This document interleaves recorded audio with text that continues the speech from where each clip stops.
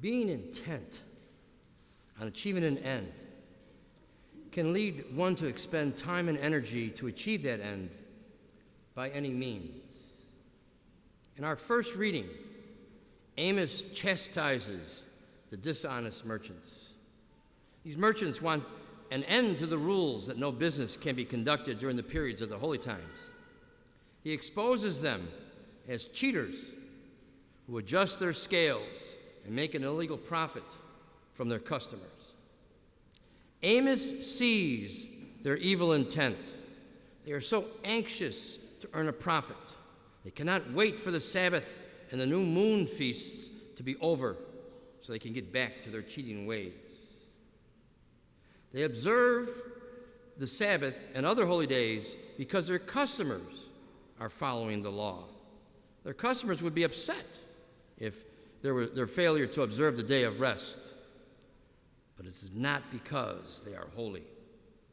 Their plans lessen the size of the measurement and increase the value of the money that's paid to them.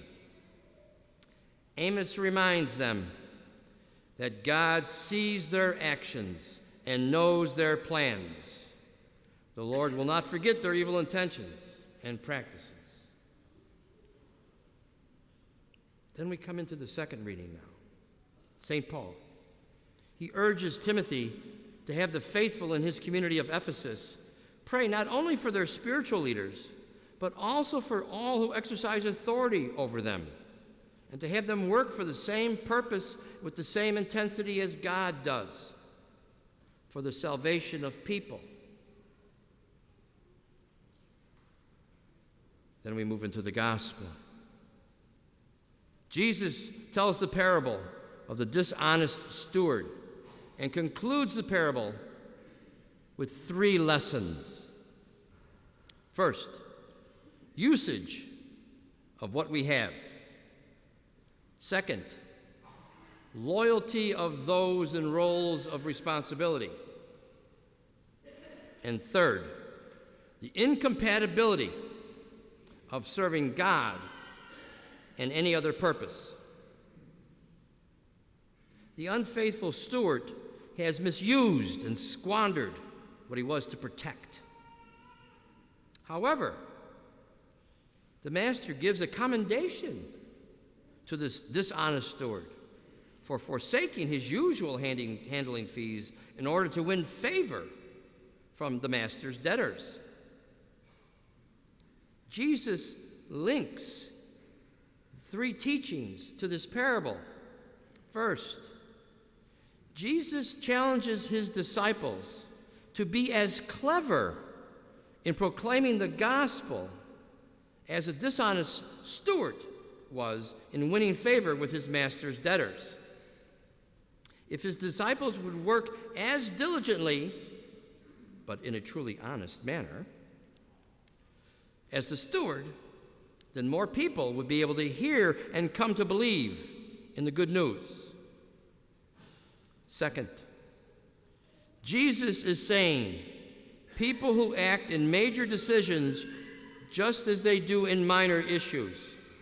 A person who is honest and responsible in small matters will be honest and responsible in larger matters.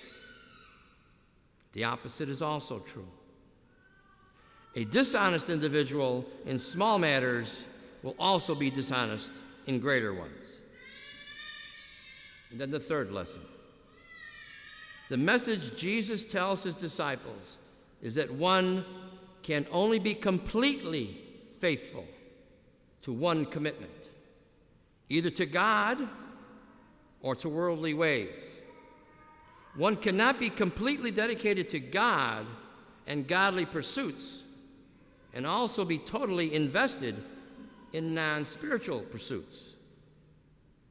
One ultimately has to make a decision of where he is going to channel his or her energies. What are our true intentions? Are we furthering the good news of Jesus, or are we selling out to worldly ways? We must not be anxious about fulfilling our Sunday obligation for 1 hour so that we can run off and do our other business. It also includes spending time in prayer. We must follow the example of Jesus and have concern for those less fortunate than us. We must be fervent and clever in spreading the good news as the dishonest do in achieving their ill-begotten gains. Let us try not to analyze the behavior of others, but to pray for and to share good news with all we meet. As the psalm says today,